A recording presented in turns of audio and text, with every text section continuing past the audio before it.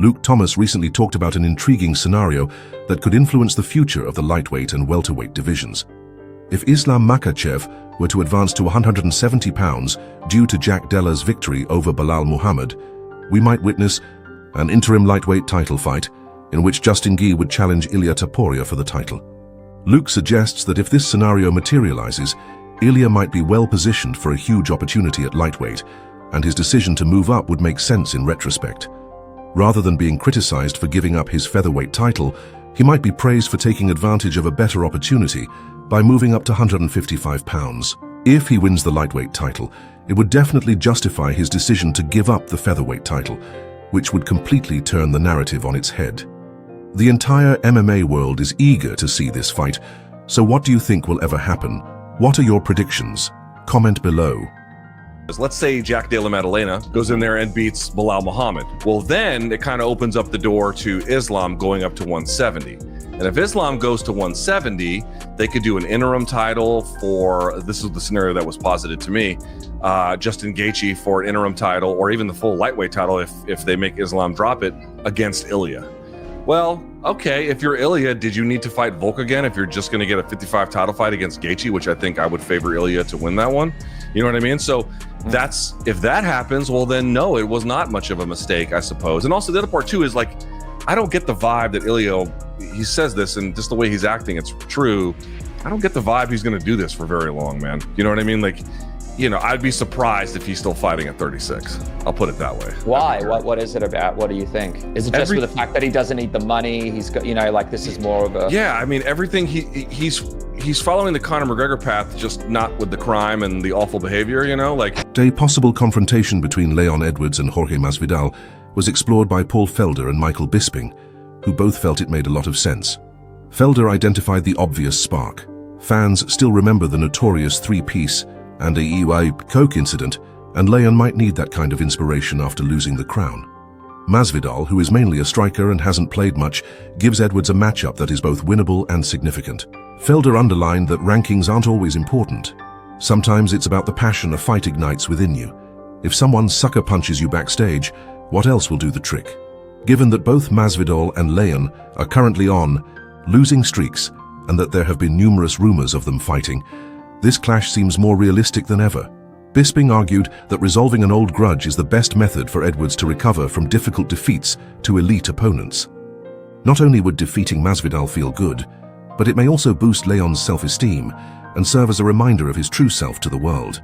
I think it makes sense for both guys. There's beef there, they hate each other. There was already a three-piece and a soda in the back in London years ago on when Darren Till fought Jorge. And Leon, he needs a fight that he can get motivated for. And if this guy that basically punched you in the face in the backstage area isn't that guy, and he's primarily a striker, somebody that's going to stand up with you who hasn't been active in a while. I know he's high up in the rankings, but I think this is a case where you put all that away and you just go and have a fight that gets you hyped up. Agree with everything you said. I'm a fan of Masvidal. I'm an admirer. I love the attitude. I love everything he brings to the table. You know, even the three-piece in the soda, that's just who he is, you know, and It's been well documented over the years. I had some run-ins as well. He is that guy. He's not a fake. He's not, for want of a better description, a Colby Covington, like we were saying before, right? And I'm not trying to start shit with Colby. The tension reached a breaking point on a recent episode of Good Guy, Bad Guy, when former two-division UFC champion Daniel Cormier narrowly avoided violence in a heated altercation with a former heavyweight fighter who is now a wrestling teacher. DC described the specifics of the altercation and how, in his opinion, things got out of hand. When the coach first began acting aggressively toward him, DC originally tried to ignore it, but things continued to get worse until he was at his breaking point. He made it clear that he wasn't going to back down by approaching the coach and threatening to beat him up. DC talked candidly about the entire encounter, showing how almost a physical altercation broke out. This is how it transpired. It's happened to me quite a bit recently. I was at a tournament in Clovis. One of the other coaches goes into the wrestling room, sees the boys in there. He's mad. He throws them out. I go to him and I say, hey man, what happened? Dude starts, he got mad at me. A big guy, don't chill. This guy's gotta be 300 pounds. He wants to beat But my you don't butt. know him. You don't know who this is. I've never met this guy a day in my life. So then we're walking between the gyms. I'm walking one direction. He's coming in the other direction with the old coach. Comes up to me again and says, "This dude keeps staring at me." Chill, at this point, I've lost it. Then I was staring him down, Chill. Oh my goodness. I mean, were you? I'm walking this Were way. you? Chill. It's almost impossible for us not to make eye contact. So we come together at the door.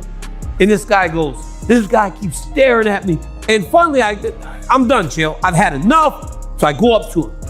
And I said, "Everybody wants to be a tough guy until you got to do real tough guy stuff." So I go, "You're only doing this because you know I cannot do to you what I want to do to you."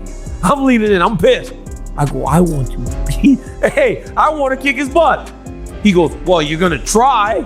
He said, "You're going to try."